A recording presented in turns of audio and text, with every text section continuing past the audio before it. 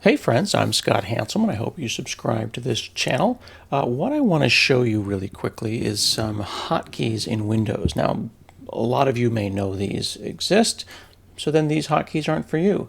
But a lot of people use Windows for years, 10 years, 15 years, their whole lives, and they don't realize that there's some really useful hotkeys that will make them more productive. So I just want to show you those really quick, and if there's other things that you want me to show, please put them in the comments. All right. First thing I'm going to do to make things a little bit easier is I'm going to do two things. One, I'm going to install this thing called PowerToys. PowerToys is a new thing that Microsoft is doing. They are system utilities for productivity. And one of the things that's lovely about PowerToys is the ability to hold down the Windows key. I'm going to hold down the Windows key and it's going to pop up this list of hotkeys. All of these things are hotkeys that use the Windows key modifier. Okay, so I'm pushing the Windows key here. You push the Windows key and you say Windows E for Explorer or Windows L to lock. A lot of them are very intuitive. Windows D for desktop. To get that pop-up, I am holding down, see, holding down the Windows key. Now what I'm going to do is I'm going to use a tool here called Karnak. And what Karnak is it is a tool that lets me see hotkeys, lets me visualize hotkeys.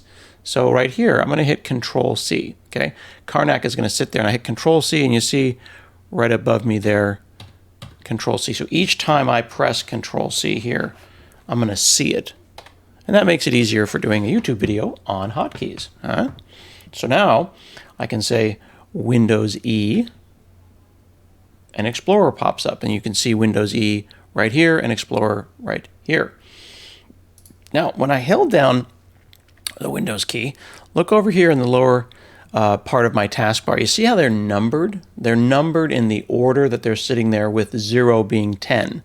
So this is a hotkey that has been built into Windows for a very, very long time. I'm going to hit Windows 1. Okay, Windows 1 brings up the first thing on my toolbar, which is Edge, the new Edge. So then 1, 2, 3, this is Windows Terminal. So then Windows 3 pops up the Windows Terminal. Cool. If I hit Windows 3, or even actually if I hit Windows 3 and then I hit Shift Windows 3, it's actually popping up multiple instances of the Windows terminal. Now, usually when you're in a browser, you can hit Ctrl W to close a tab. That works in the terminal as well. I'll show you how I set that up. So I'm hitting Ctrl W, Ctrl W, Ctrl W to make them go away. Now, if I hold down Shift Control Windows 3, that's going to run the Windows terminal as administrator. So this is now running as administrator, and I've got a little fancy prompt here. If you go in Google for Hanselman pretty prompt, or look at one of my videos on how to set this up, I've got a little lightning bolt there that tells you that I'm running as administrator. So let's go over that again. Windows 3 in this case brings up the third item, so Windows 3. Okay, that little hotkey there is a little weird. That's actually me holding down the Windows key. Shift Windows 3 brings up multiple instances. And then Control Shift Windows 3 would bring up that as an administrator. Now I'm going to type in Notepad. I'm going to right click on Notepad, pin it to the taskbar. I'm going to drag it over here. We'll make it the first item. So now Windows 1 brings up the Notepad. Shift Windows 1 brings up multiple notepads, and Control Shift Windows 1 would bring up that as administrator. Now if I hit Alt Windows 1, this is the context menu. These are the things that I most recently had open in Notepad. So we see that Edge is number 2. We'll hit Alt Win 2, and there's the right click right there on Edge. So that's pretty cool. Last thing I'll show you, if I bring up Terminal, I can see that now Terminal is sitting here at position 4, so I'll hit Windows 4. You can click on the chevron here in Windows Terminal, and if you haven't got Windows Terminal, you should go get it. pick it up in the Windows Store. Scroll to the bottom of your settings.json, and there's some default key bindings.